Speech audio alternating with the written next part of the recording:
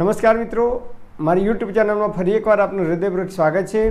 આજનો ટોપિક છે મિત્રો કે આજે હું તમને બે એવી સત્ય ઘટના કહેવા જઈ રહ્યો છું કે એક બેન માત્ર 22 વર્ષની ઉંમરે દાઢની અંદર તકલીફ થઈ, દાંતમાં એમને તકલીફ થઈ તો 18,000 રૂપિયા ખર્ચો કરાવ્યો એમને, અને એ નિયમિત બ્રશ કરે છે।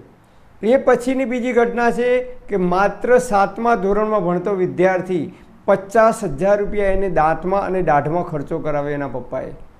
કે જે લોકોને આયુર્વેદમાં વિશ્વાસ નથી, જે લોકો આયુર્વેદમાં બિલકુલ માનતા નથી, એવા લોકોને હું ક્યારેય સલાહ આપતો જ નથી। તો મેં એના પપ્પાને પૂછ્યું, મેં કીધું બ્રશ નહીં કરતો હોય તમારો છોકરો એટલે આ તમે 50,000 રૂપિયા ખર્ચ્યા દાંતની અંદર, દાઢ ખરાબ થઈ।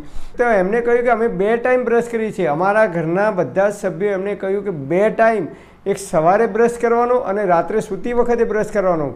તો મેં કહ્યું તમે ચાલુ ટૂથપેસ્ટ વાપરતા છો? તો એમને કહ્યું કે સારામાં સારી સ્ટાન્ડર્ડ કંપનીની ટૂથપેસ્ટ વાપરે છે, અને બ્રશ તો કે એકદમ મુલાયમ બ્રશ વાપરવાના, અને 3 મહિના થાય એટલે બ્રશ ફેંકી દેવાનો, નવો લાવવાનો દર 3 મહિને, અને સારામાં સારી ટૂથપેસ્ટ, સારામાં સારો બ્રશ વાપરી અને 2 ટાઈમ બ્રશ કરે છે, છતાં એમને 50,000 રૂપિયા ખર્ચો કરવો પડ્યો।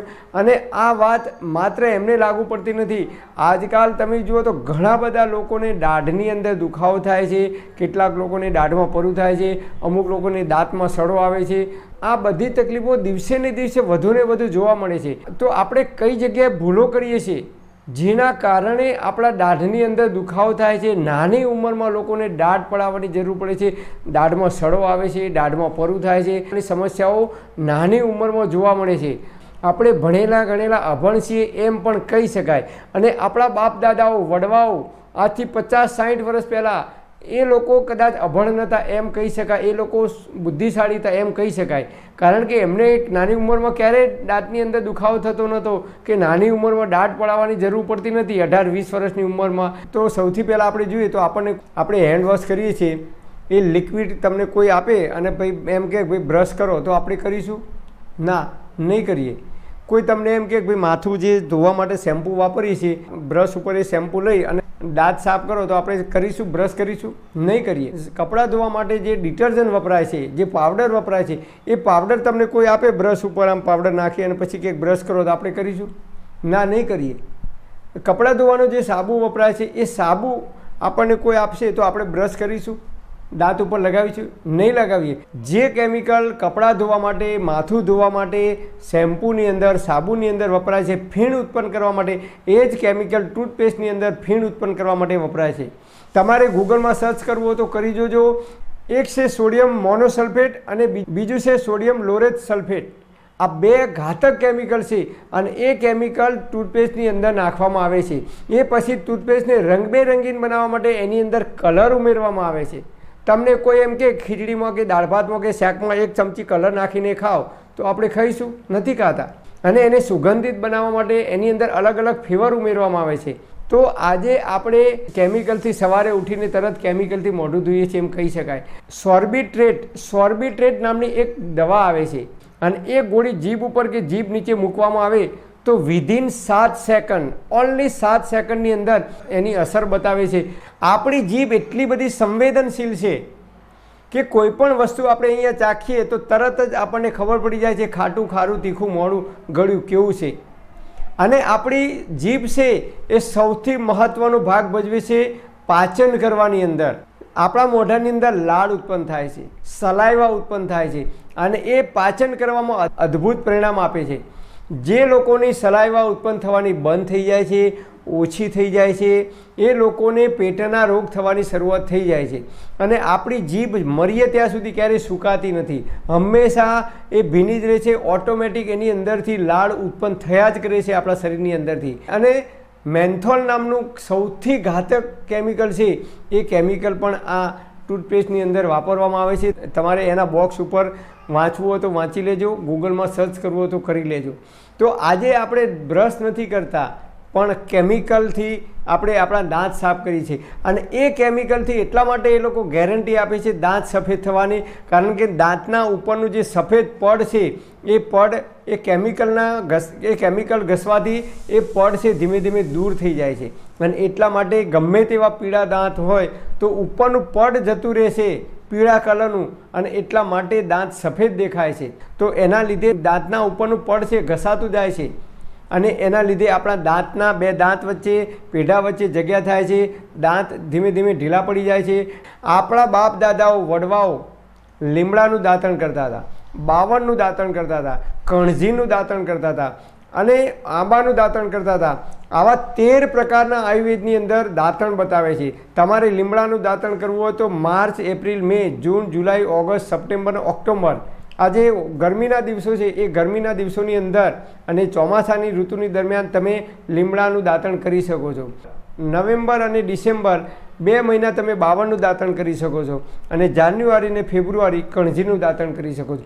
આમ આયુર્વેદમાં ઋતુ પ્રમાણે આપણને દાંતણ કરવાનું કહ્યું છે. તમે નિયમિત જો દાંતણ કરવાનું ચાલુ કરી દેશો તો દાઢમાં ક્યારેય સડો નહીં આવે, દાઢ પડાવવાની પણ જરૂર નહીં પડે, કારણ કે લીમડો છે કડવો છે, બાવળ છે તુરો છે. જ્યારે આપણે ટૂથપેસ્ટ ખાઈએ તો એ મીઠી લાગે છે, અલગ અલગ પ્રકારના સ્વાદ એની અંદર મૂકવામાં આવે છે, એટલે બાળકો પણ એ જલ્દીથી બ્રશ કરે છે. અને આજે આપણે બાળકોને પણ ફરજિયાત ઘણા લોકો 2 ટાઈમ બ્રશ કરાવે છે, અને એના લીધે પેટના રોગ થવાની શરૂઆત થઈ ગઈ છે. નાના બાળકોને કબજિયાત થવાની શરૂઆત થઈ ગઈ છે. તો એ જે ઝેરી કેમિકલ છે, એ ઘાતક કેમિકલ આપણા બોડીની અંદર ઉતરે છે, શરીરમાં ઉતરે છે, અને એસિડિક છે. આપણું પેટ છે એસિડિક બની જાય છે, લોહીમાં પિત્ત વધે છે, લોહીની અંદર એસિડિક પદાર્થો વધે છે, અને એના કારણે ચામડીના રોગ થવાની શરૂઆત થાય છે. દાદાઓ વડવાઓ 40 વર્ષ પહેલાં જે લીમડાનું દાંતણ કરતા હતા, બાવળનું દાંતણ કરતા હતા, કણજીનું દાંતણ કરતા હતા, એ જ દાંતણ આપણે વાપરવું પડશે. જો તમે ના વાપરી શકતા હોય તો બીજો ઉપાય તમને બતાવું. બીજો ઉપાય બતાવું. તમારી પાસે દાંતણ નથી કે તમને દાંતણ મળતા નથી તો તમારે 1 ચમચી લાકડાની ગાણીનું શુદ્ધ તલનું તેલ હોય તો તલનું તેલ, અથવા સરસવનું તેલ હોય તો સરસવનું તેલ 1 ચમચી લેવાનું. એની અંદર થોડીક હળદર નાખવાની અને થોડુંક સિંધ મીઠું નાખવાનું. એનું મિશ્રણ કરી અને દરરોજ દાંત ઉપર લગાવશો તો જિંદગીમાં જીવો ત્યાં સુધી દાઢમાં દુખાવો નહીં થાય, દાઢમાં સડો નહીં આવે. અને ત્રીજી વસ્તુ, દાઢમાં દુખાવો ક્યારે ઉત્પન્ન થાય તો કે દાઢમાં સડો આવે ત્યારે. દાઢમાં સડો ક્યારે આવે તો કે દાઢમાં કીટાણુ ઉત્પન્ન થાય ત્યારે. દાઢમાં કીટાણુ ક્યાંથી ઉત્પન્ન થાય? બહારથી આવે છે? ના, અંદરથી ઉત્પન્ન થાય છે. તો અંદરથી કેવી રીતે ઉત્પન્ન થાય છે? દાખલા તરીકે આપણા ઘરે ખીચડી હોય કે ભાત બનાવ્યા હોય તો એ ભાતને કે ખીચડીને આપણે ડસ્ટબિનમાં નાખી દઈએ તો 3-4 દિવસ પછી એની અંદરથી દુર્ગંધ આવે છે, એની અંદરથી જીવાત ઉત્પન્ન થાય છે. બસ એ જ રીતે આપણે જે કંઈ ખોરાક ખાઈએ છીએ, દાળ ભાત શાક રોટલી, ફ્રૂટ ખાઈએ, ચીકુ ખાઈએ, સફરજન ખાઈએ, ચા પીએ, આઈસ્ક્રીમ ખાઈએ, ચોકલેટ, કોઈ પણ વસ્તુ આપણે મોઢામાં ખાઈએ એટલે એની અંદર રહેલા ઝીણા ઝીણા જે કણ છે એ અનાજના કણ, એ શાકભાજી ખાઈએ તો એના કણ, ફ્રૂટ ખાઈએ તો એના જે ઝીણા કણ છે એ કણ આપણા દાઢની અંદર ક્યાંક પોલાણ હોય ત્યાં ચીપકી જાય છે. અને એ અનાજના કણ છે એ જ્યારે સડવા લાગે છે ત્યારે એની અંદરથી જીવાત ઉત્પન્ન થાય છે, અને એની અંદરથી કીડા કે બેક્ટેરિયા કહીએ કે જે કંઈ કહીએ એ જીવાત ઉત્પન્ન થાય છે. અને એ જીવાતના લીધે આપણી દાઢ છે ધીરે ધીરે સડી જાય છે, અને દાઢમાં દુખાવો થાય છે, દાઢમાં લપકારા મારે છે. દાઢની અંદર કીટાણુ ઉત્પન્ન ના થાય તો એના માટે એક જ ધ્યાન રાખવાનું કે દાઢની અંદર, આપણા દાઢની અંદર કોઈ પણ ખોરાક ખાઈએ એના કણ ક્યારેય ભરાઈ ના રહેવા જોઈએ. હવે એના માટે આપણે બ્રશ કરવાની જરૂર નથી કલાકે. તો કોઈ પણ વસ્તુ ખાઈએ કે ચા પીએ કે આઈસ્ક્રીમ ખાઈએ કે દાળ ભાત ખાઈએ કે ચીકુ ખાઈએ તો કોઈ પણ વસ્તુ મોઢામાં મૂકીને ખાઈએ એના પછી તરત જ બરાબર સ્વચ્છ ચોખ્ખા પાણીથી મોઢું બરાબર સાફ કરી દેવાનું.